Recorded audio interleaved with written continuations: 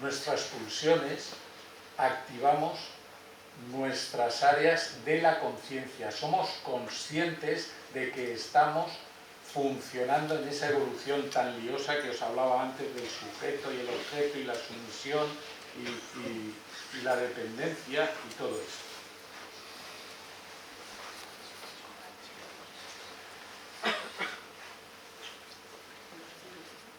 Cuando hablamos de la ira, aparece un mecanismo muy parecido. Y entonces entramos en otro experimento curiosísimo. Y este experimento se hace con una técnica muchísimo más evolucionada que sigue... Sabéis que somos agua, básicamente. Nuestro cuerpo es una composición de un 80% de agua y el resto materia sólida. Y entonces siguen en el cerebro todas las evoluciones de estas corrientes líquidas. Y hacen el experimento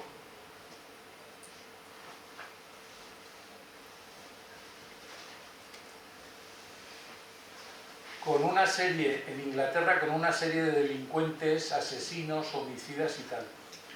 Y se dan cuenta, a través de esta manera de hacer esta tomografía tan avanzada, que su cerebro frontal y su cerebro arcaico adolece de falta de conexiones, cada uno distinto. Estas faltas de conexiones les impide tomar conciencia en esas áreas que hemos dicho antes, es decir, están incapacitados para controlar sus impulsos. Esto es un experimento, no es una justificación moral para decir, bueno, pues como estás incapacitado para controlar tus impulsos, sal a la calle, vete, quedas libre y sigue matando. No, pero es lo que hay. Esto es lo que han llegado. Si se cortan las conexiones entre las dos zonas, es muy difícil para la persona regular su comportamiento. Así que los 9 psicópatas que entraron en el experimento presentaban más deficiencias en las conexiones entre esas dos zonas. Su amígdala cerebral, que hemos dicho que es lo que hay central, encargado de las emociones en el cerebro arcaico, y su cerebro frontal, la corteza prefrontal. Así que, bueno, pues esto es lo que hay con el tema de la ira. Entonces, ¿qué pasa? ¿Que los pecados capitales son innatos? ¿Es el resultado del impulso de nuestra naturaleza? ¿Qué pasa con la que nos queda? La avaricia. No hemos logrado hacer ningún experimento con ellas, que se sepa. Así que cuando hablamos de la avaricia, los mecanismos pueden ser mucho más complicados. Aquí tenéis la amígdala, que se encarga de las emociones en el cerebro, y el cerebro frontal. Esta puñetera que hay aquí, la amígdala, que se encarga de las emociones, es la causante en su relación con el cerebro frontal de la mayor parte de problemas emocionales que todos tenemos. Los conflictos, por qué necesitamos ir al psiquiatra, al psicólogo, al terapeuta, por qué estamos tristes, por qué vivimos amargados, los que vivimos amargados cuando vivimos amargados, o por qué somos felices, los que vivimos felices cuando vivimos felices. Voy a hacer un capítulo rápido de la envidia dedicado a María Isabel.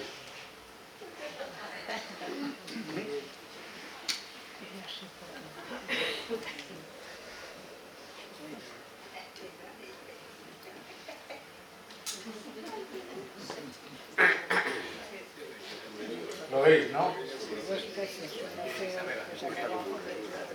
Un sentimiento tan viejo como el hombre, del que se ha dicho que es el más vergonzoso de los vicios. La Real Academia Española, más tibia en su definición, la considera un pesar. ¿Qué pesar tengo? Un pesar de peso del bien ajeno. A diferencia de lo que ocurre con otros sentimientos, comunicar la envidia nunca ha supuesto un avance evolutivo en la biología, a diferencia de los otros. En efecto, la envidia es un tabú social que se lleva en silencio, porque en el fondo supone una declaración de inferioridad que no conviene que le contemos a los demás. Ninguno va por ahí diciendo qué envidia tengo. Y encima nos inventamos lo de la envidia sana. Nadie dice que es envidioso, sino que para justificar ese sentimiento se alegan todo tipo de excusas. Este comportamiento se debe a que la envidia es en esencia una reacción ante el reconocimiento de la propia derrota. Es un intento por negar la frustración que nos produce. Nos comportamos de muy distintas formas. Algunas personas optan por imitar a quienes envidian. Otras, si se ven incapaces de alcanzar este objetivo, se deprimen y se vienen abajo. Y por último, un tercer grupo de individuos se decanta por criticar e incluso conspirar contra quienes les han superado. Este no sabe nada. Envidiamos y nuestra autoestima se resiente. Para compensar esta pérdida que nos resulta insoportable, hemos desarrollado una serie de mecanismos muy particulares. Uno de ellos, infravalorar la ventaja del otro. Lo han puesto en un puesto y se van a equivocar. Se van a estampar porque no sirve para eso. No es justo. No es justo. La otra persona sí que... o yo. Pero Otras tácticas pasan por buscar desventajas en otros campos que compensen su superioridad, desvirtuar a la otra persona en su conjunto o criticar el sistema que permite que se dé semejante situación. En los casos más extremos podemos llegar a castigar tanto física como psicológicamente al envidiado por su ventaja. El envidioso desea acercarse al envidiado, ser reconocido por él, identificarse con él y enseguida sustituirlo. En los casos patológicos, el envidioso solo puede hallar satisfacción, en los casos patológicos, en la destrucción completa del envidiado, en su desgracia total e incluso en su desaparición física. La envidia trae implícito el deseo de hacer daño. Se trata además de una actitud inherente a los seres humanos. En España es famosa por su abundancia y que se desarrolla en las primeras etapas de la infancia. Un dudoso honor que parecemos disfrutar en exclusiva, porque los animales que no son humanos no la tienen. No hay constancia de que entre los animales se dé un fenómeno semejante, aunque los animales pueden utilizar mentiras y engaños para alcanzar sus objetivos. Por ejemplo, un camaleón. Un camaleón es un mentiroso para sobrevivir. Aquí podríamos entrar en que la mentira es maravillosa, porque siempre que sea un mecanismo para sobrevivir, es interesante mentir. Habrá que pensar en lo de la mentira. Este factor de proximidad del niño con los que le rodean parece especialmente importante en el desarrollo de la envidia.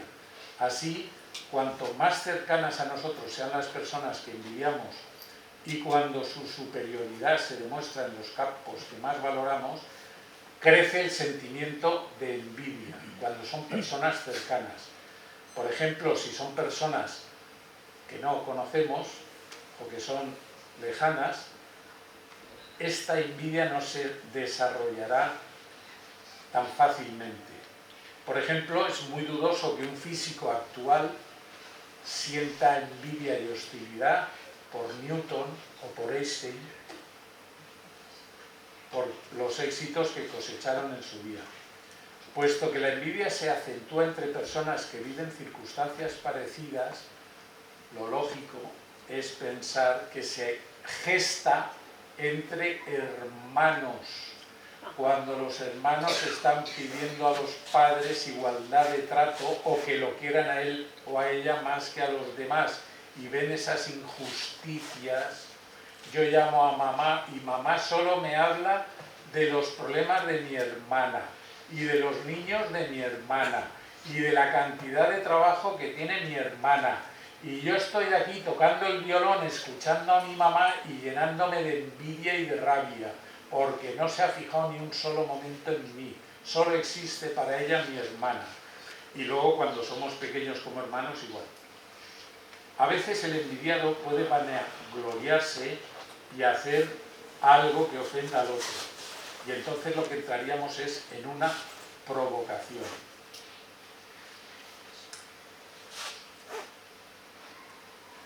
El caso primero en el Génesis de la envidia es la historia, ya lo sabéis, de Caín y de Abel. Y fijaros cómo acabó. Envidia entre hermanos. José, el favorito de Jacob, todos los hermanos pactaron para cargárselo, porque además era el más guapo, era el que más gracia hacía, era el que sabía interpretar los sueños. Solo Rubén, el hermano pequeño, dijo que no, pero los demás a por él. Y acabaron intentando o vendiéndolo como esclavo. Así que este sentimiento, que es tan puñetero, es más profundo cuando observamos el éxito en el otro y nos parece inmerecido. Y entonces la hostilidad da paso a algo mucho peor, que es el rencor. Fijaros todas las actitudes emocionales que salen de la envidia. Aquí aparece, y aquí lo decía Freud, el origen del sentido de la justicia, porque gracias a la envidia hemos creado la necesidad de la justicia desde tiempos inmemoriales para subsanar la injusticia de la envidia.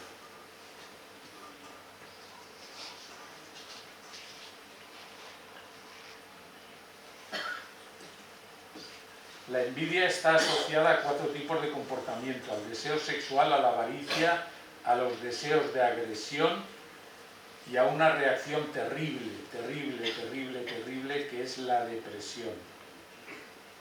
Esta es terrible, la depresión es terrible.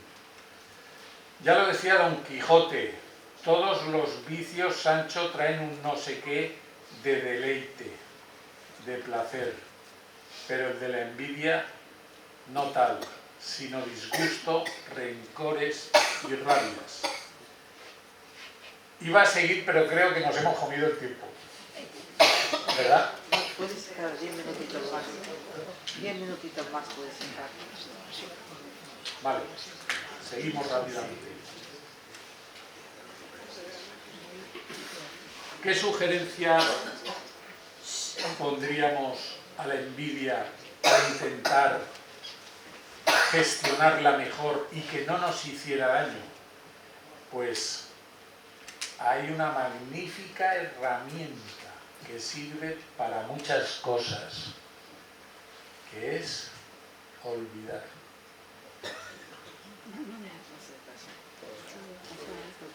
Perdonar es mentira, no existe. El perdono pero no olvido es una guasa total.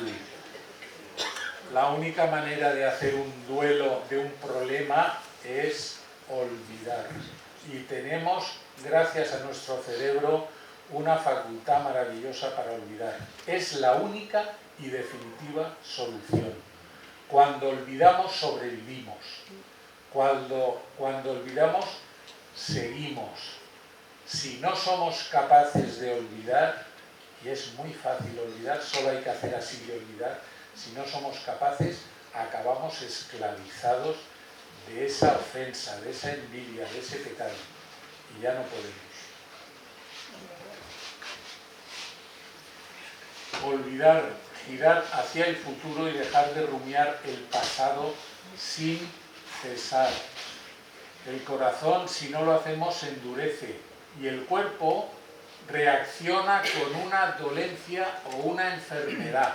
Detrás de absolutamente todas las enfermedades hay un conflicto emocional que normalmente es inconsciente, que está en ese extraño que todos llevamos dentro que se llama inconsciente. Y el inconsciente, acordaros que es inconsciente porque es inconsciente. Y el trabajo precioso es intentar hacer consciente a esas áreas del cerebro que hemos dicho antes, hacer consciente lo inconsciente. Cuando logramos hacer eso, hemos dado un paso de gigante en nuestra evolución como personas y como seres emocionales. Y entonces podemos entrar en una cosa preciosa que os va a chocar mucho, pero no creáis que es tan extraña, que es el trabajo de la inmortalidad física. Yo en mis clases he hablado durante mucho tiempo de llegar a 120 años, en buenas condiciones, no cayéndote la baba y en una silla y tal. La reacción muchas veces de las personas era decir, uy, no, ¿por qué? Porque si yo os digo ahora que cerréis los ojos y penséis en un número de 2 cifras, en relación a la edad que os vais a morir, os daréis cuenta, si lo hacemos bien el ejercicio, que es a vuestro favor, que todos tenemos un programa con una cifra para morirnos. Y tenemos que romper ese programa. Es interesante romperlo. Pero resulta que de pronto aparece un señor hablando de vivir, un señor con mucha autoridad científica, vivir hasta los 120 años, que ya está ahí. Y de pronto aparece un cargo de sanidad español y publica un libro que se llama Vivir hasta los 140 años. Esto hace 2 años. Y entonces ya estamos empezando, si juntamos la historia de que cada 10 años la medicina nos regala 2 años y medio de vida. Si olvidamos, vamos a poder seguir viviendo. Si solucionamos este conflicto entre nuestro cerebro arcaico y nuestro cerebro frontal, vamos a poder gestionar muy bien nuestras emociones. Si hacemos un entrenamiento serio, cambiamos nuestras creencias pesimistas y empezamos a creer en otro tipo de cosas que son posibles, si durante ese tiempo nos morimos, pues ya nos hemos muerto, no pasa nada. Ahora salgo yo, me queda una maceta y ya está, y se ha acabado. Y no pasa nada. Pero tenemos la ocasión y la oportunidad de vivir mucho más tiempo. Y esto es muy importante en relación a la gestión con los pecados capitales. En definitiva, los pecados capitales se ha demostrado científicamente que generan un impulso biológico para la subsistencia de la especie, supervivencia y protección, pero tienen el lado peligroso de que nos extralimitemos, de que no paremos. Y entonces tenemos que poner nuestra conciencia para llegar a algo que es el sentido común, que es la moderación, la maravilla de lo que llamamos dosis. Y entonces podemos tenerlo todo, pero con sus dosis correspondientes. Este es el gran secreto. Y hasta aquí he llegado. Muy bien.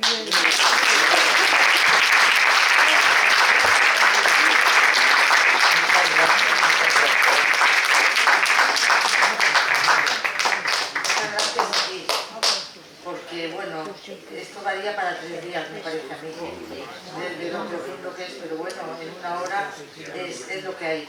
De todos modos, le tomaremos el teléfono para que vuelva a eso del invierno. Para el invierno, o cuando pueda que vuelva. Y para mí será un placer, de verdad. gracias. Nada.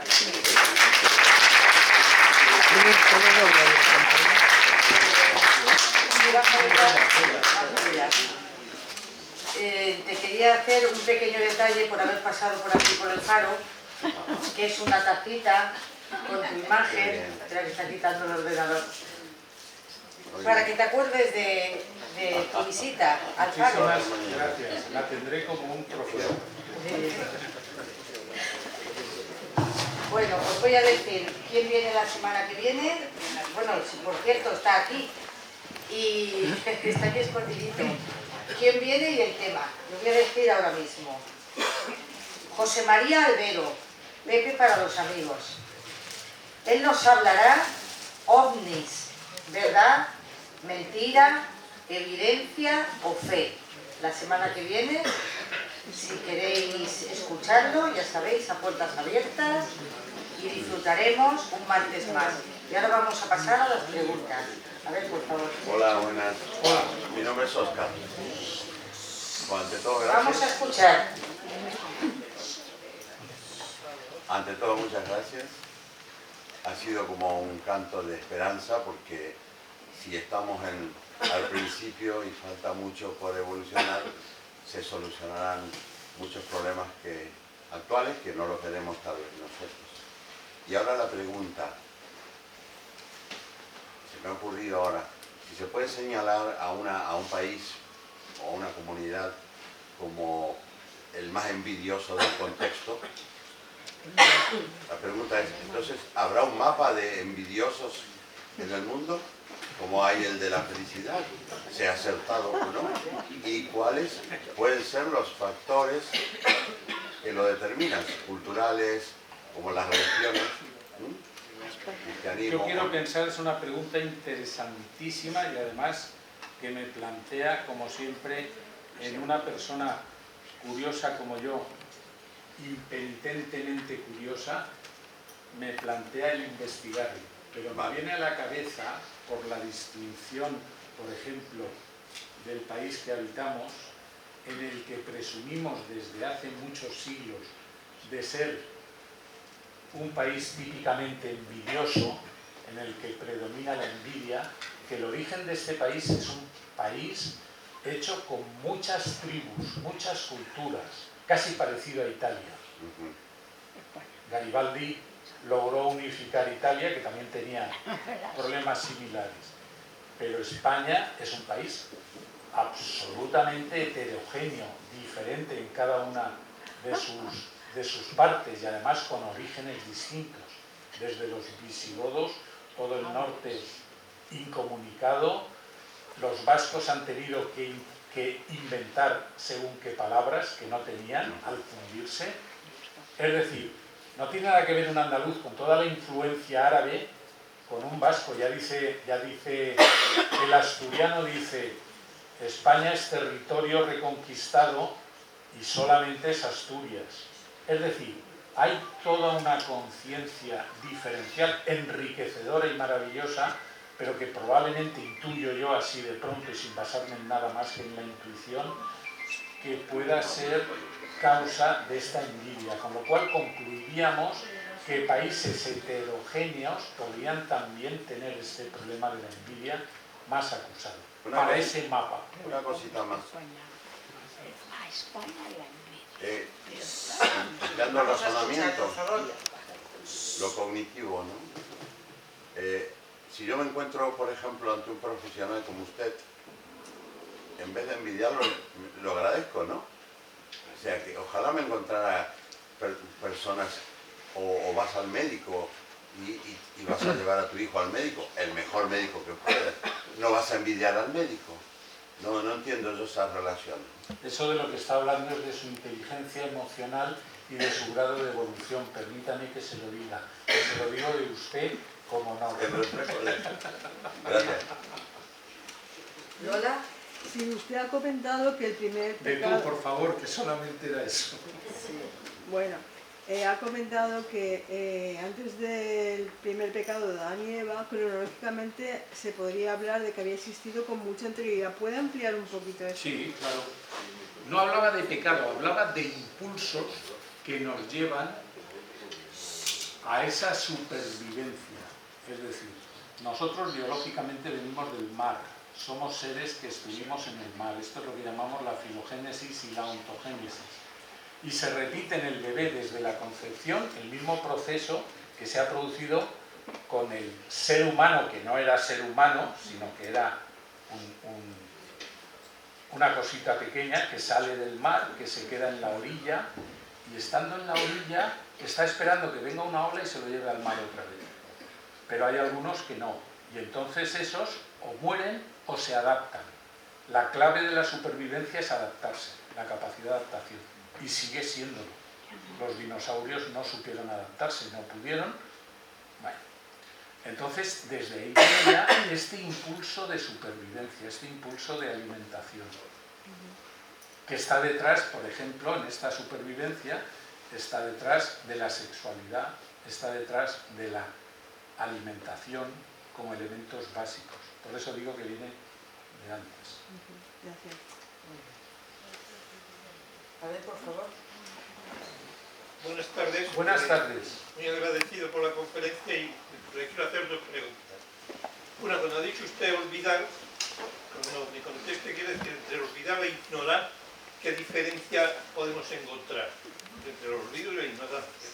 Y la segunda, que todos los ensayos que han hecho en las universidades americanas, ¿con qué cantidad de personas o grupos lo han hecho en edades? Porque claro, la parte del cerebro, que es la parte que, digamos, que peca y la que no peca, pero no es lo mismo coger a una persona sin estudios de 30 años con un grupo que tenga ya 60, digamos, por ejemplo. Que si eso también va variando en el proceso de los años, claro, y si los ensayos que se han hecho han sido a diferentes edades, porque no es lo mismo, lo he dicho antes. Entonces, y si esas dos partes del cerebro van evolucionando en relación con los años que van pasando. Te contesto. Me parece Encantado. La diferencia entre la ignorancia y el olvido es que el olvido es consciente y la ignorancia es inconsciente. La segunda cuestión es que cuando estamos haciendo pruebas científicas con el cerebro, estamos utilizando un grupo más o menos suficiente para que nos diga cosas. Cuando hemos hablado del ejemplo en Inglaterra con los psicópatas, digamos, pues es que ya tenemos ahí un elemento comparativo entre psicópatas y personas, no me gusta la palabra, normales. Y entonces sí que estamos teniendo un margen. Se ha hecho en Japón, se han hecho en Estados Unidos, se ha hecho en Inglaterra, se sigue haciendo. El cerebro en sus áreas está bastante estudiado en cuanto a que le damos un estímulo y observamos su respuesta, pero sabemos muy poco. En cuanto a la segunda parte de la segunda pregunta, si el cerebro evoluciona o no, o estas personas a las que se ha cogido tienen un grado de evolución diferencial respecto a otras, sí que tenemos que decir que la evolución del cerebro tiene 4 partes. No lo he podido desarrollar por falta de tiempo, pero tenemos 4 partes de evolución a lo largo de la historia del ser humano. La primera parte está controlada por el tronco cerebral y es una parte arcaica y se dedica a la supervivencia. La segunda parte está controlada por el cerebelo y se encarga de la protección. Estas 2 partes son endodermo y mesodermo antiguo y son las primeras que se hicieron. Y como hemos comentado antes, estas 2 partes que se encargan de sobrevivir y proteger en el ser humano, para todos está igual. Pero además no evoluciona, actúa pero ya no evoluciona más. Se acabó y ya no evoluciona. Y luego han ido surgiendo, en la evolución surgen las cosas según lo necesitamos. Pero hacen falta millones de años, no surgen de golpe. Pero surgió el mesodermo nuevo con el esqueleto y los músculos, porque no somos árboles, necesitamos desplazarnos para coger el alimento y necesitamos una osamenta para sostenernos. Y esto es el mesodermo nuevo, que este sí que evoluciona. Y el último, que es en el que estamos en pañales, insisto, y es el más apasionante, no hay que deprimirse porque estamos en pañales con él, que es el neocórtex, con el cerebro frontal. Y este neocórtex, pues estamos en fases muy primitivas y se encargan sobre todo de problemas de relación y de problemas de territorio. Entonces, independientemente de nuestra evolución moral de cada persona, de nuestra evolución cultural, de nuestra evolución transgeneracional recibiendo problemas de nuestros antepasados, todos los cerebros están hechos igual que todos los brazos dentro de un orden, ¿no? O todas las piernas, o los ojos, nuestra forma. Vale, muchas gracias. A usted. A ver, por favor. Muchas gracias por conferencias, escucharla muy interesante. A ver si una vez pudiera usted explicarnos o venir lo que tanto se habla hoy en día del segundo cerebro, las neuronas, los intestinos y la relación con el cerebro primero. Se lo voy a contar. Sería el segundo. Se lo voy a contar rapidísimamente porque aquí esta señora no tiene fechas hasta yo que sé qué año. Julio. Pero bueno, yo encantado. Sí, ¿verdad? No solamente tenemos cerebro, neuronas en el estómago, en el intestino, tenemos neuronas en todos los órganos de nuestro cuerpo. Tenemos una comunicación neuronal con el cerebro desde todos los órganos. Por eso es que tenemos una capacidad de gestión con nuestro cuerpo impresionante, pero para eso tenemos que estar en armonía. Sí, precisamente he leído un libro que además lo cogí aquí en la biblioteca hace como 4 o 5 años. Muy interesante, 2 médicos psiquiatras eran españoles que convivían en Alemania y los dos escribían el libro y decían que todas las enfermedades físicas del hombre provienen de nuestro cerebro, o sea, de nuestra mente, y ahora ya comprendo si está en relación con todas las neuronas de nuestra víscera. Existe lo que llamamos nosotros la tripolaridad. Y la tripolaridad es una relación constante en ambos sentidos entre la psique, que yo no sé dónde está, ni lo que es, pero está, entre la psique, el cerebro y el órgano. De tal manera que nosotros podemos, a través de, gracias a estas investigaciones continuas, saber que existen unos edemas en el cerebro que son como ondas cuando tiras una piedrecita en un estanque calmado, que te está hablando, y tenemos los mapas y tenemos la relación. Lo que pasa es que yo no soy radiólogo y no puedo jugar a eso. Me aguanto y juego por otro lado. Ya quisiera. Hay muy poca gente que lo sabe hacer. Pero hay una relación constante entre la psique, el cerebro y el órgano correspondiente. A ver, Monse, por favor. Monse, de Lupe. Buenas tardes. En primer lugar, quería felicitarle por la excelente charla que nos ha dado. Muchas gracias. Porque además nos ha incitado, por lo menos a mí, a pensar. Cuando ha hablado de la envidia, he visto que ha sacado la lámina 2 peceras. En una pecera grande con un pez pequeño y una pecera pequeña con un pez grande. Entonces yo he pensado, mientras estaba, el cerebro escucha y piensa a la vez, o deja una cosa o deja otra, y estaba pensando quién tenía envidia a quién. Y he pensado que son los dos, porque el pez pequeño tendría envidia al pez grande porque era mayor, porque era más voluminoso, pero el pez grande tendría envidia al pez pequeño porque estaba en un lugar mejor, que se podía mover. Entonces yo pregunto, ¿la envidia es recíproca? Es decir, que yo puedo tener envidia a una persona porque es más guapa, porque tiene más bueno, por lo que sea, y esa misma persona puede tener envidia de mí. Así como en las relaciones amorosas siempre es mutuo, cuando alguien se enamora de alguien, la otra persona, fijo, que está sintiendo cosas, a la inversa, la envidia no es necesario. Puede que el envidiado incluso caiga en la soberbia, al darse cuenta que es envidiado. Nos encanta que nos envidia. Entonces le pregunto, ¿por qué nos ha puesto esas 2 imágenes? Pues esta era la provocación para que usted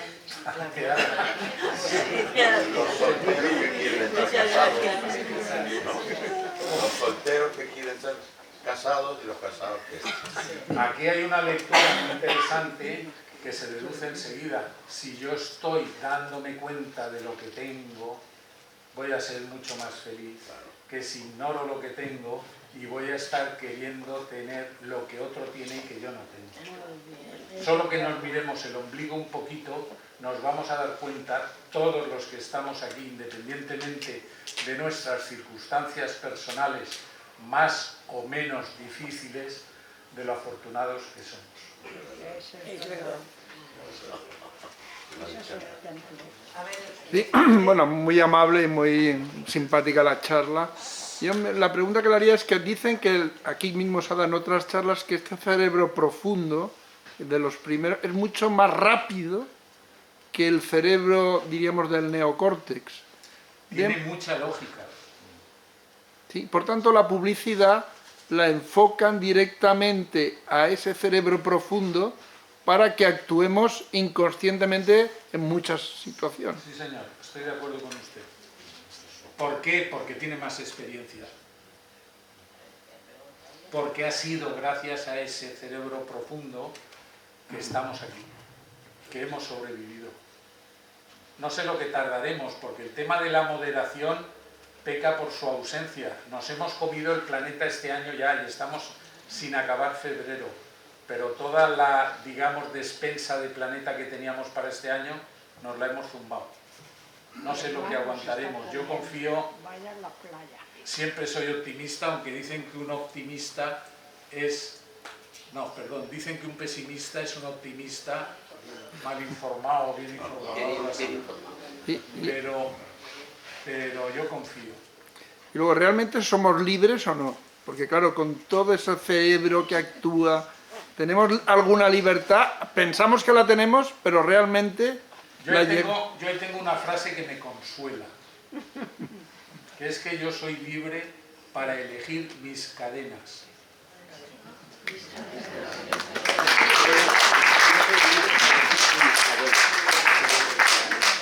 ¿te ha gustado, Vicente? Sí, muy bien.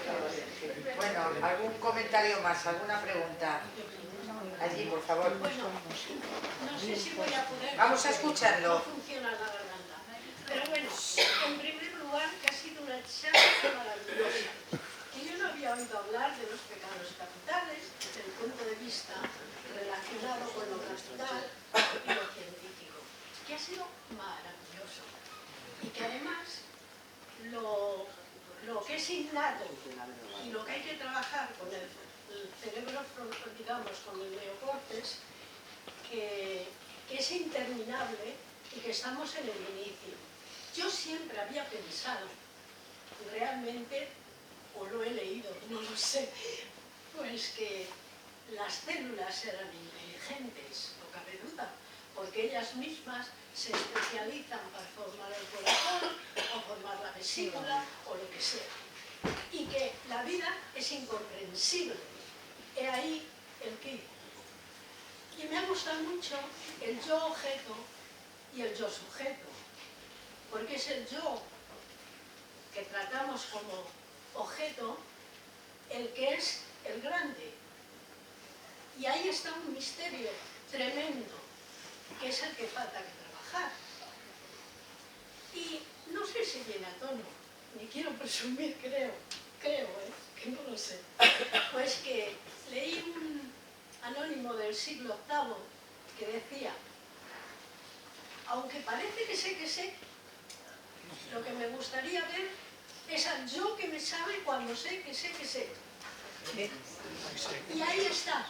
Y que es una maravilla lo que ha explicado, que me encanta.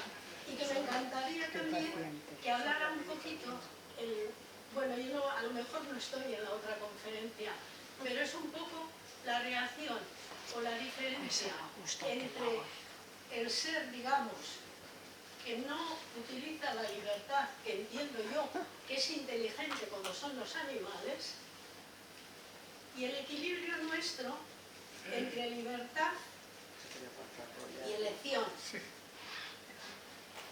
Otra de las cosas que me ha chocado enormemente ha sido, por ejemplo, la osteoporosis, porque sí, pero es porque a la mujer se le ha destinado, se le ha concedido como reproductora, pero el hombre también es reproductor, también puede tener osteoporosis a otra edad, distinta, o es cuestión hormonal, es otra cosa, yo no sé. Pero bueno, es muy complejo. Me encanta que ya dé por hecho otra conferencia, diciendo que no sabe si estará. No sé, otra vez, perdona, otra vez puedo preguntar algo. Sí, pero voy a Espera que intentar... conteste. Tiene que contestar. Voy a contestar sin que no se me olvide. Contestar. Como creo que voy a recibir una grabación, me dedicaré unos minutos a descifrar el trabalenguas. Muy bien. Por otro lado, respecto a lo que me ha dicho de las neuronas que le fascinan porque se especializan en formar los órganos, esto es lo que llamamos la inteligencia biológica, que ha dado lugar a lo que somos.